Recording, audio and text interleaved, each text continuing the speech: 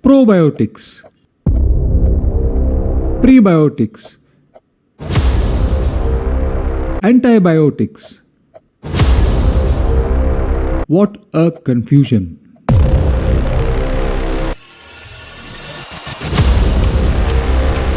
But worry not. I am going to explain this to you in very simple words. Antibiotics are substances that kill bacteria. Prebiotics are naturally occurring foods that help the growth of good bacteria in your gut. And probiotics are live bacteria that you can ingest either through medication or in food.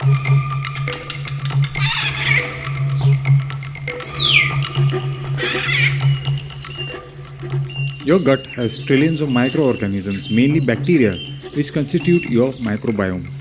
Think of your gut as a huge ecosystem, a jungle if you may.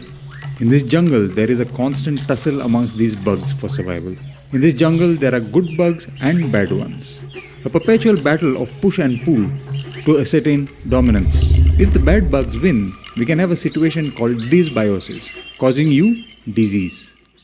Probiotics, as mentioned earlier, can be either ingested as medications available in most countries in some form of combination as over-the-counter medications, or can be ingested in food.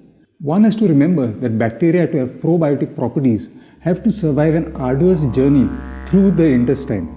On the way, they have to survive the stomach acid and then rehydrate and populate the intestine without being affected by the bile. In fact, there are specific criteria to be considered for probiotics. They have to be isolated from a human, survive in your intestine after ingestion, have a proven benefit to you, and be safely consumed.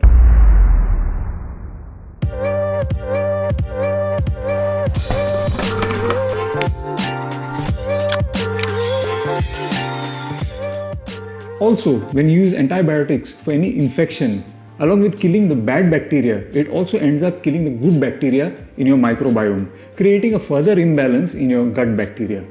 Think of probiotics as a lever you can use to turn the tide in favor of the good guys. Probiotics mainly contain bacteria called lactobacilli and bifidobacteria, along with an yeast called Saccharomyces.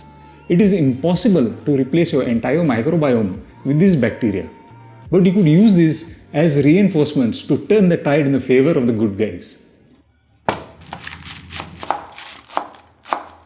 One has to bear in mind that probiotics have a relatively small amount of research behind it, as the science of the microbiome itself is still in its infancy. Keeping that as a caveat, it wouldn't harm into you consuming some foods, mostly of the fermented variety, that may potentially provide a boost to your microbiome. Some common foods that have probiotic properties include fermented milk products like yogurt and kefir, kombucha, fermented pickles, sauerkraut, and kimchi. Bear in mind that I've only mentioned a few that I can actually get my hands on.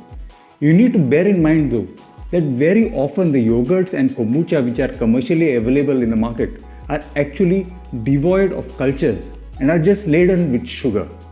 Use them as probiotics if the bacterial load is stated on the packaging. I will soon be showing you a very interesting recipe and tasty recipe on sauerkraut, so stay tuned. In fact, it is already in progress as I am making this video. So make sure to like, subscribe. Signing out, Dr. Rohan Fonseca. Say hi.